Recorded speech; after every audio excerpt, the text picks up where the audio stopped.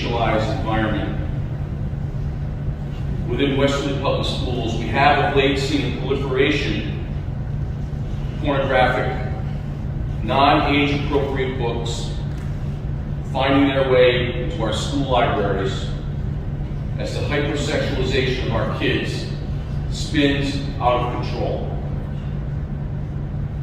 The circus that was the December 8th, 2021 meeting introduced you to the book Gender Queer, which includes verbal, pictorial references to both pornography and pedophilia. It also introduced you to a group of teachers who made utter fools of themselves.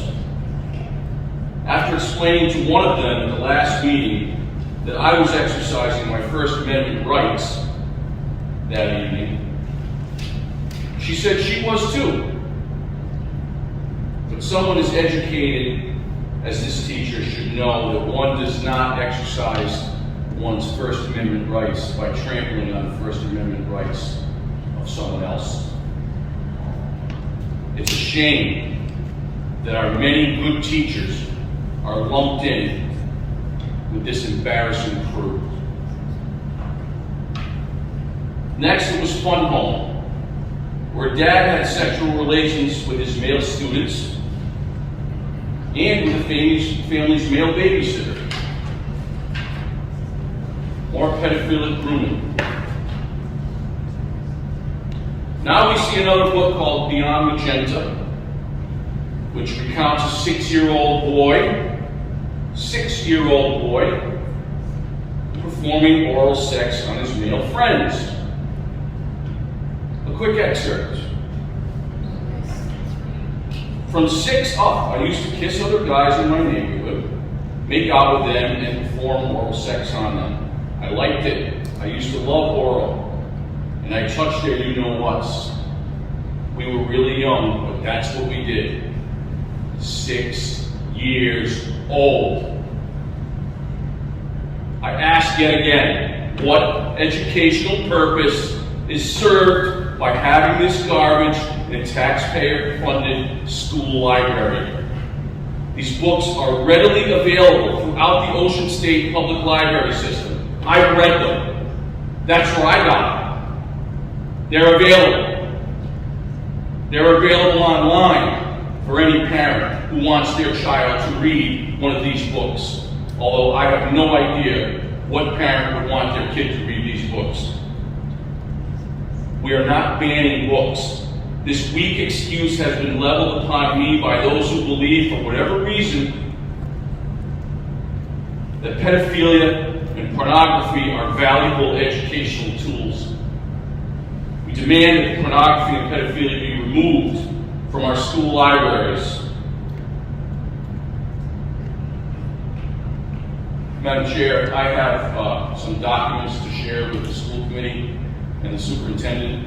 Would you like the officer to deliver them, or may I, or? I'd like to give them to each of you, please. Should I have the officer do it, or me?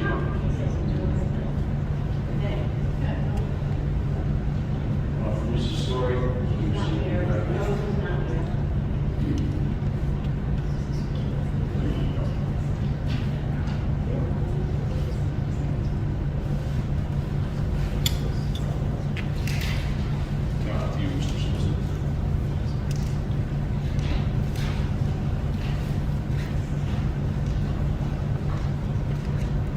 What I have just given the school committee and the superintendent is called a letter of preservation and prevention of spoliation.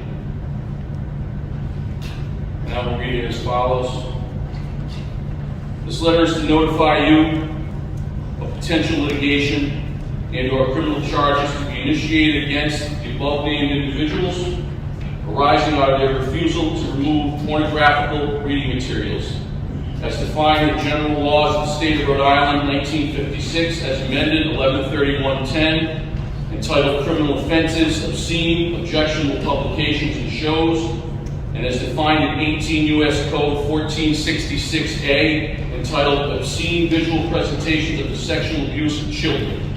and is defined in 18 U.S. Code 1470, entitled Transfer of Obscene Material to Minors from the libraries and or classrooms of the Westerly Public School System.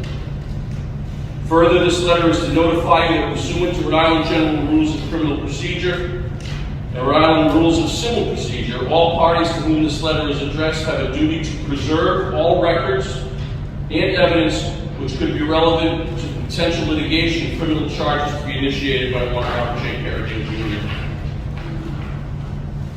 This includes the duty to preserve the following records, whether written, electronic, or in any other form, and in addition, all records specifically listed below: emails, text messages, written memorandums, letters, and any and all documents pertinent to the purchase of any books, pamphlets, magazines, still pictures, photographs, pocketbooks, sketches, drawings, cartoons, movies, videos, and the like, depicting explicit representations of sexual conduct, sexual excitement, nudity, and the like, as defined in the aforesaid Rhode Island General Law 113110 and 18 U.S. Code 1466A and 1470A, including but not limited to records of any and all orders placed for the purchase of such materials, whether written or electronic, confirmation of said orders, and the identification of individual placing said orders, shipping notices received for the orders purchased, packing notices received upon delivery, signature, if applicable, for the individual receiving said items, records of credit card charges for the purchase of said items, identification of the individual who caused the placement of said materials anywhere in the Westerly school system, thereby making said material available to minor children, any and all other pertinent information concerning the purchase, payment, and delivery thereof. Any and all data, information, records, agreements, contracts, memorandums, letters, notices, invoices, billings, approvals for purchases from the town of Westerly and or its employees, servants, and or agents of said materials, whether written, electronic, computerized, backup, active, deleted, or fragmented. This is to notify you that all records specified herein are to be preserved, and that any spoliation of said records by any individual herein notified or by any employee, servant, and or agent acting on behalf of any individual herein notified will be subject to the commencement of legal action and will be held responsible in their individual capacities for the spoliation of any such records.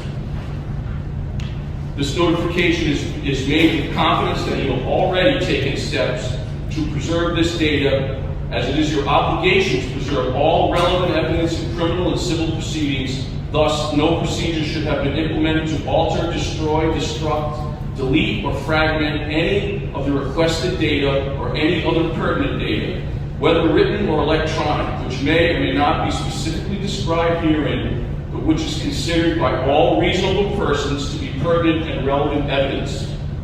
Further, this notification is made with the confidence that you continue to preserve such pertinent and relevant evidence throughout the course of any potential criminal and or civil action, and that you will do everything necessary to safeguard said records and prevent the spoliation of the same.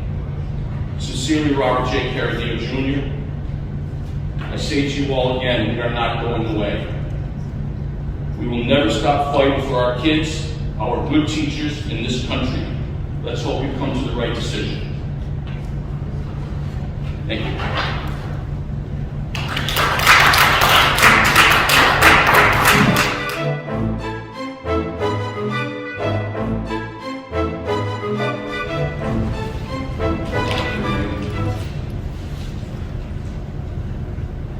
I want to address some of the comments that were made by people on this day this evening.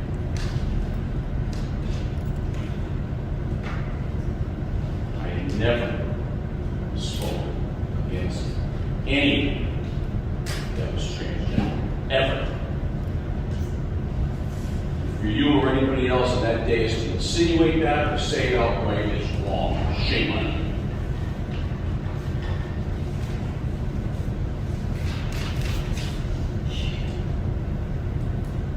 One of the teachers who spoke earlier, refuses a book that can help a kid, or me wanting a book that can help a kid, or a book that a kid can learn from, can can learn from. She confuses that with a book that encourages and glamorizes pornography, hypersexualization of our kids, and pedophilia, as well as a 6-year-old performing oral sex. I mean, come on. Maybe she does believe in those values of those books. I don't know. I don't know where we're going here. Also, I have a meeting tomorrow with Principal Hogan, as most of you probably know, and Mrs. Miranda. We do know the policy, and we have followed the policy. You don't know the policy. I told you what the policy was. Stop talking about banning books. The books that we're talking about are readily available at any public library in the state of Rhode Island. As I've said a million times, that's where I got them. They don't belong in a taxpayer-funded school library, period. You're on notice tonight. It's time for you to stop distorting the truth and do the right thing, in my words, and do the right thing.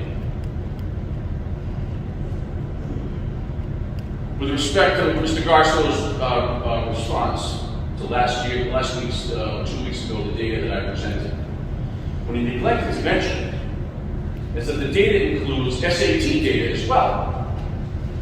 The data is an aggregate of SATs and writers. It's an aggregate. You don't address me, I don't address you. I'm addressing that. I wasn't speaking to you, sir. Well, you're going like this and retorting over there, so. The issue is this. We should be getting better, even against our Massachusetts contemporaries. We should be getting better. We went from 214 out of 254 to 232 out of 254, and we stayed the same in Rhode Island on that composite score. Look, COVID affected everybody, not just Westerly. It affected every district in the state.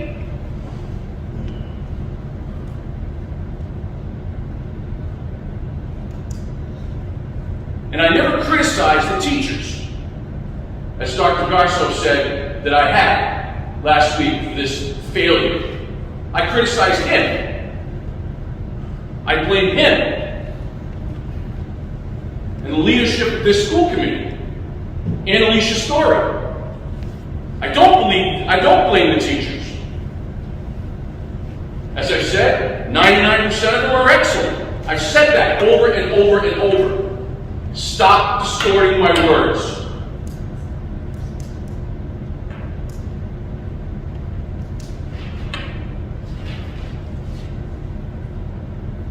Also, a comment was made at the last meeting about using 2020, somebody up here made it, I don't know who it was, about using 2020 as the bar.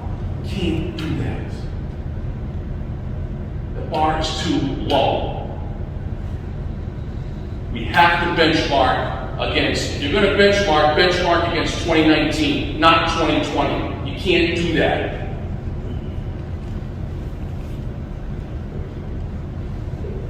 Dr. Garza also knows that the people who chose the curriculum for ELA had nary a choice at all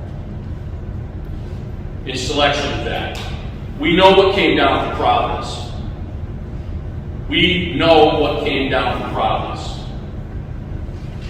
And what they had to choose from was a choice between 3 virtually identical curricula. So please, don't insult our intelligence.